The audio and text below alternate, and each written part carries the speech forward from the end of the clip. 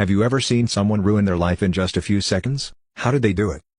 It took longer than a few seconds, but he did totally screw up his life. We worked in the bullpen at a software support office. A new guy was hired, and he hit the ground running. He was typically the first to arrive in the morning and the last to leave at the end of the workday. He had aspirations to move up the corporate ladder, and was competent and intelligent enough to pull it off. His only quirks were that he always kept his personal laptop on his desk with the screen angled so no one could clearly see what he was doing. It was a relaxed environment. The boss didn't care if we played a video game during lunch, as long as calls were being answered and cases were being closed. One Friday afternoon, instead of working until the boss told him to go home, he wanted to leave a few minutes early. Come 4:45 or so, he was out the door like his butt was on fire and his hair was catching.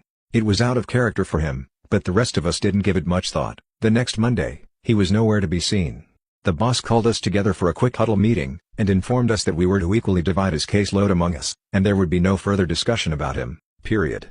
HR emailed shortly after that any discussion or speculation about him would result in immediate disciplinary action. Later that day, guess who we saw written up in the local newspaper? Turns out he had been communicating with a person he thought was a 13-year-old girl, and had everything set up for a rendezvous with her at a motel in a small town a couple of hours away. When he heard a knock on the door, he was wearing underwear and a smile, had his laptop set up to record what was going to happen on the bed, and had several toys within easy reach. Except his 13-year-old girl turned out to be a middle-aged cop with absolutely no sense of humor. The picture posted with the article was clearly him, but it looked like the cops weren't exactly gentle when they took him into custody. We had met his wife at a team-building camping trip. They gave every appearance that they were a good Christian couple. She dressed very conservatively, and although she remained silent while they were there, she was clearly not happy. Right after his arrest, she told one of my coworkers that she was going to stand by her husband, and the Lord would see them through the challenges their marriage was facing. After his arraignment, when the full details of his offenses were spelled out, divorce papers were filed.